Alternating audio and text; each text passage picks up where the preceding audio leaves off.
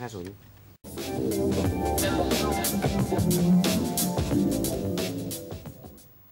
Els viatges de negocis representen prop del 30% del total de la facturació de les agències de viatges. En moment de recessió, les empreses retallen els seus pressupostos en aquest sector. Les principals associacions de travel managers coincideixen en que aquest mercat caurà significativament la facturació.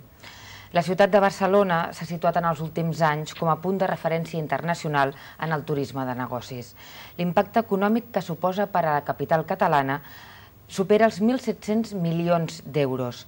Barcelona és la segona ciutat del món amb més volum de delegats, gairebé 700.000, només superada per Viena. Doncs amb aquesta informació que ens posiciona, com deien, en el segment del turisme d'empresa, presentarem els nostres col·laboradors d'avui. Enric Domingo, director institucional de Comunicatur, benvingut una vegada més. Gràcies. Jordi Blanc, responsable de l'empresa Meta8. Ell és una persona que coneix el turisme des de la perspectiva de la promoció, per tant, també avui amb moltes coses a dir. Benvingut també al nostre programa. Enric, per on comencem amb el turisme de negocis? Quina és la teva apreciació respecte a totes les dades que ens ha facilitat el convidat? Home, jo crec que potser és l'àmbit que, diguem-ne, que és l'àmbit que menys patirà la crisi, tot i patint-la, perquè el viatge de negocis és la quinta essència de la globalització. No podríem entendre la globalització sense dues eines. Una és internet i una altra és el viatge de negocis. Sabem que les relacions virtuals tenen un límit. Hi ha un moment que tot s'acaba tancant, tot s'acaba relacionant amb presència física, amb visites físiques. Hi ha aquest tancament, s'ha d'anar a fires, s'ha de veure delegats, etc. Llavors, el nostre món està construït sobre això. I, per tant, tot i que el viatge de negocis ara pugui tenir una aturada, lògicament, seguint el conjunt de l'economia, fa l'efecte que és un àmbit que sempre ha de florir, sempre s'ha de mantenir, perquè sense ell no hi hauria l'economia que avui coneixem. És a dir, no ens podríem imaginar el món, l'economia tal com la coneixem, sense el viatge de negocis. Hauríem tornat a l'autarquia o 200 anys enrere, i encara així hi havia viatges de negocis. Fa milers d'anys que hi ha viatges de negocis. El vacacional, per la seva banda, sí que pot tenir, diguem-ne, més restriccions. La gent pot optar per no anar més lluny, pot optar per quedar-se a casa, per fer unes vacances més familiars, a cases d'amics i tal. I podríem passar. A mi el que m'agradaria, perquè és que avui venia escoltant unes declaracions a la ràdio que m'han preocupat molt, és intentar transmetre, i que aquest ho fes, als dirigents econòmics de l'Estat, de la importància que té el món del turisme i especialment el dels viatges de negocis. Perquè es continua considerant sempre com una mena de sector econòmic maria que serveix per tapar forats que no genera o que genera d'una manera molt inestable, quan em fa l'efecte, per les raons que us explicava, que genera molta estabilitat i que, a més, genera una cosa que és molt important, genera relacions. És dir, quantes empreses, quants emprenedors, quants empresaris no s'han establert a Catalunya, no s'han establert a Barcelona, perquè han vingut per viatges de negocis, perquè han trobat la ciutat adequada, etc. I per què penses que el turisme, de fet, i també m'agradarà que el nostre convidat opini al respecte, s'acaba considerant com un sector poc important, quan les xifres són claríssimes? Jo crec que és mentalitat del segle XIX, francament. És dir, Europa esdevindrà una gran potència de serveis. I quan dic serveis, si volem, ampliem el món de la investigació, de la innovació i tal. Per això serà una gran estructura de serveis. Europa deixarà de produir. Europa, a més, serà una mica, no el cervell, però sí el motor que farà funcionar aquest món globalitzat. I continuem encara pensant una mica en segle XIX, en indústries, en fàbriques, en carbó, en tot allò que es pot tocar, fàbriques que treuen fum. És una mica aquesta la mentalitat, una ocupació molt extensiva de gent, fins i tot quan parlem de la necessitat d'una major natalitat, d'un major nombre de llocs de treball, sembla que estiguem pensant, permeteu-me l'expressió, tenir mà d'obra i tenir carn de canó pels exèrcits de començaments del segle XX, no? Per 1900. Jo crec que és aquesta mentalitat. I és el que s'ha de canviar. Jo crec que és la mentalitat dels economistes i veure que vivim en un món, aquest món globalitzat, que les economies són, entre cometes, també certament virtuals i que el servei és una mica el que fa fluir les coses i la que està generant valor afegit. Marcel, tu què n'opines respecte a aquesta... Jo crec que l'Enric ha plantejat un conjunt de preguntes que intentaré contestar.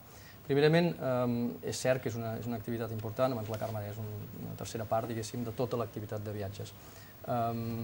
És més o menys estable. En aquests moments és una activitat que s'ha vist molt afectada, però que al mateix temps, diguéssim, és molt sòlida, això és cert.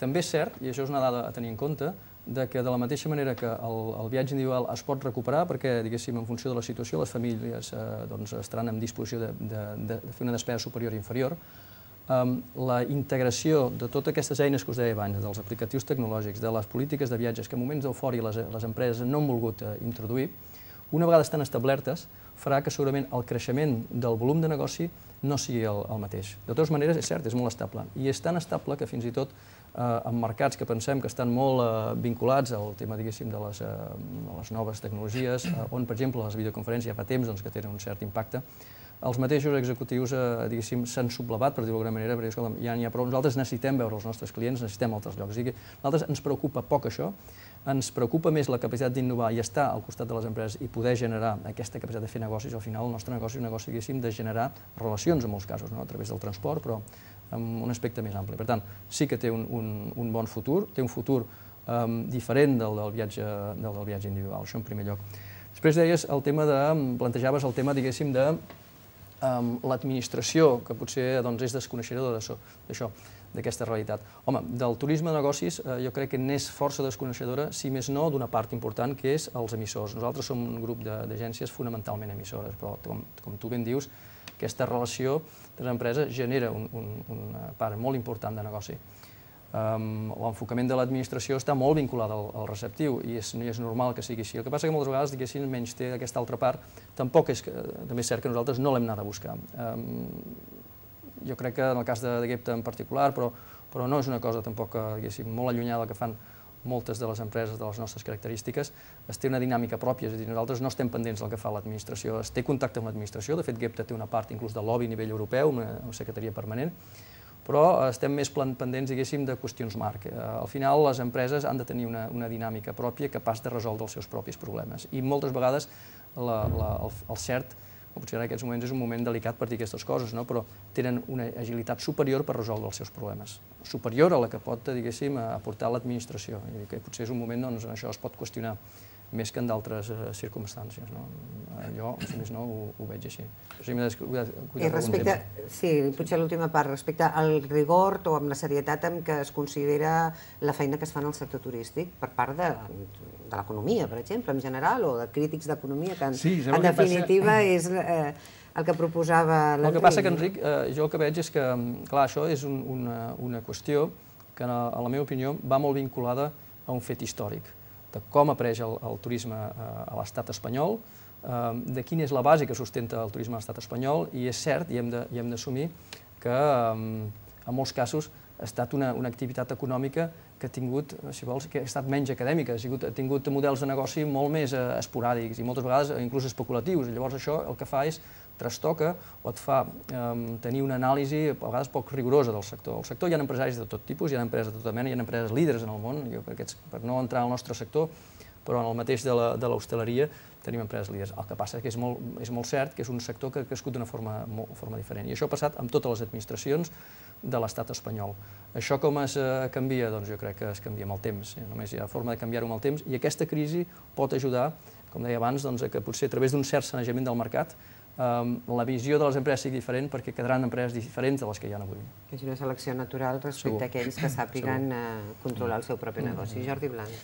Sí, en Marcel, de fet, ha contestat durant el temps de l'entrevista un parell o tres de les qüestions que volia posar sobre la taula i com suposo que ja anem una miqueta justos de temps, volia fer una pregunta respecte a l'oferta, molt lligada a les destinacions que de cop i volta han descobert, destinacions turístiques